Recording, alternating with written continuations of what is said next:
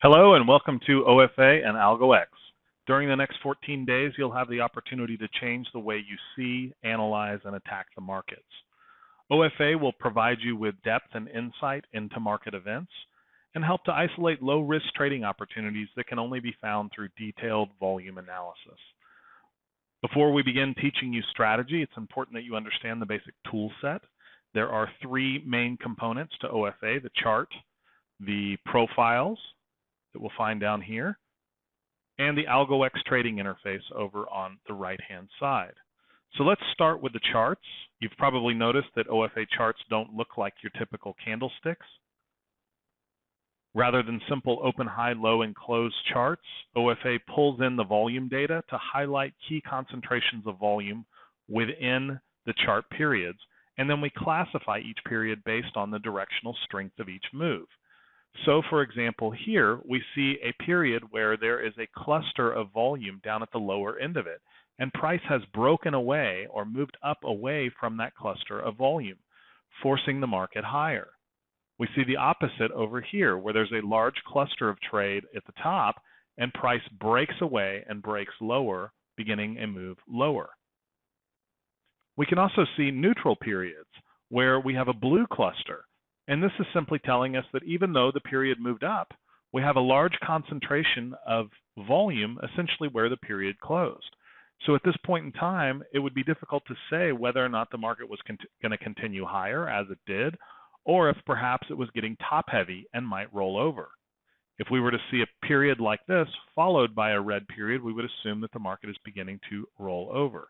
Here we can see that happening as the market moves up. We go from a strong green into a neutral series of periods where there's not a lot of price activity, but we can see the market rolling over, and it's followed by a strong move lower. Here we can see similar activity where we have a move lower that's followed by a transition from seller to buyer. The buyers are converting the market back up, but unable to push back through the main selling effort until here, where we have a neutral period that eventually pushes up and through. We then move up and we see strength converting into a neutral action and then driven lower by the seller. We gain a lot of information by this type of period, particularly when we start moving into placing profiles on the chart. Profiles are the second main element of OFA. In MotiveWave, you're going to find them down at the bottom. There are two buttons. The ones on the left say decision point, range, and swing, and on the right, they're exactly the same, except you'll notice the word active next to them. We're going to talk about active profiles when we start talking about AlgoX.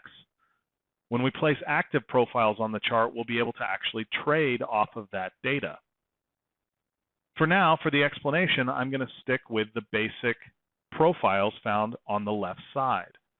Decision point, range, and swing are just three different types of profiles that we can use to drag and drop across a series of periods to get a sense for what the collective volume of all of those periods looks like. It provides us with a histogram that shows us where the bulk of trade has taken place, the single price at which the most volume has taken place, and the outliers, or the finish of a profile, where the outer edges tell us whether or not there was a normal distribution of volume tapering off to the ends. Profiles can easily be adjusted across a multitude of periods, and in OFA terms, we call these events. So we might have an event like this where there's a swing lower. We might have an event like this one here where there's a transition from buyer to seller, and we want to specifically profile that. And we might have any other number of events that we want to look at, like ranges and larger swings. The reason we have different types of profiles is because we'll be placing different types of trades using OFA. For example, here we're looking at a double top. A double top is a result of a range scenario in the market, or a range event.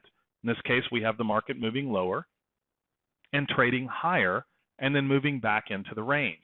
We then approach the high again, and rather than expanding higher, we end up with a double top where the market then rolls over and trades lower. In the upcoming lesson where we teach you how to trade double tops and double bottoms, you're going to find that we'll ask you to use a range profile for range-based trades, and we'll learn where to put them and how to trade off of them so that we can not only have solid entries, but we'll have smart stops that are based on the market condition. This is one of the most important things that a retail trader can learn.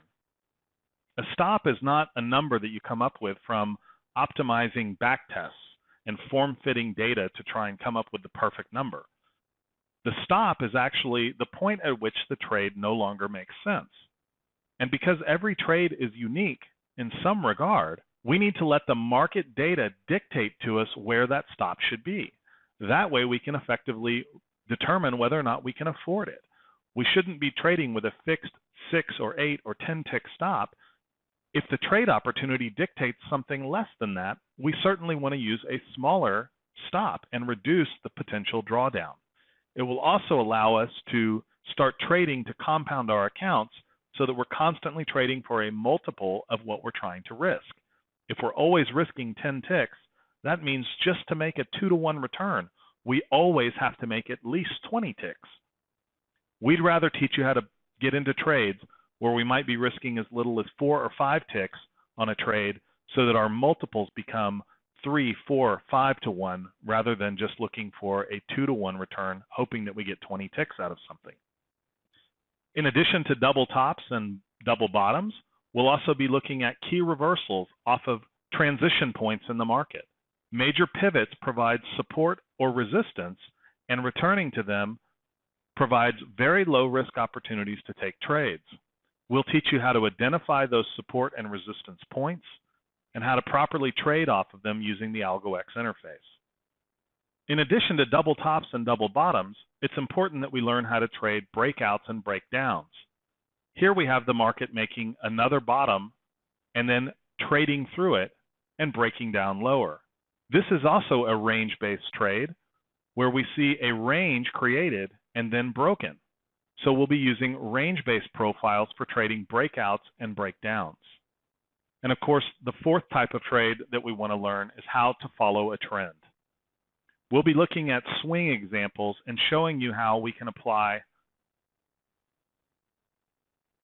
our swing-based profile and proprietary indicators to capture moments in the swing when we can trade off of pullbacks with very little drawdown so that we can trade the full swing of the market with the trend. It's also incredibly important that when we're trend trading, we learn how to recognize when a trend may actually be ending. The OFA toolset is going to help tremendously in finding targets for trend-based trades. The final component of OFA is the AlgoX interface. This interface allows us to build drag and drop algos that utilize the profile information we're dropping on the chart. You might notice this last profile I built has a shaded background to it. This is an active profile drawn off of the right-hand profile list. By making the profile active, we're actually sending this data to the AlgoX interface. So each variable on the chart becomes something that we can trade off of. In this swing trade, we would be looking to buy off of the blue line that's moving up. This is called the CWAP. The CWAP can be found right here in the top of the AlgoX interface, along with many other variables.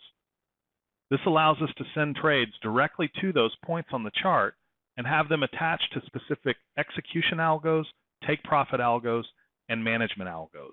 The algos are easy to build through a simple dialog box. Execution algos allow you to properly size into the market, given a percentage of your account, and to choose different offsets and where you're going to risk your trade off of, or where your initial stop would be. Take profit algos work very much in your favor to make sure that you're always looking for a multiple risk to reward. And management algos help with your trailing stops so that as your trades progress, you're constantly moving your stops along with the current market data. Again, no fixed stops. We're always looking for the market data to tell us where our stops should be so that we can maximize positions and reduce our drawdowns. These are the key components of OFA and AlgoX. To get an in-depth view, we suggest you go through the individual platform-specific tutorials found under the My Account Tutorials and Courses section. These are made up of short 2, 3, 4-minute videos, each profiling a very specific feature in OFA in the platform of your choice. Each individual lesson has a downloadable PDF document to accompany it. It's important that you take the time to go through these videos so you're familiar with the software to make the most out of your trial. We hope you're excited about your 14-day trial with OFA. Make sure to go through the videos. If you have questions, don't hesitate to use our support ticket system. Just send an email to help@orderflowanalytics.com. Anything that comes up, we should be able to resolve. Thank you again for your interest in OFA. We truly believe this will help you change the way you see, analyze, and attack the markets.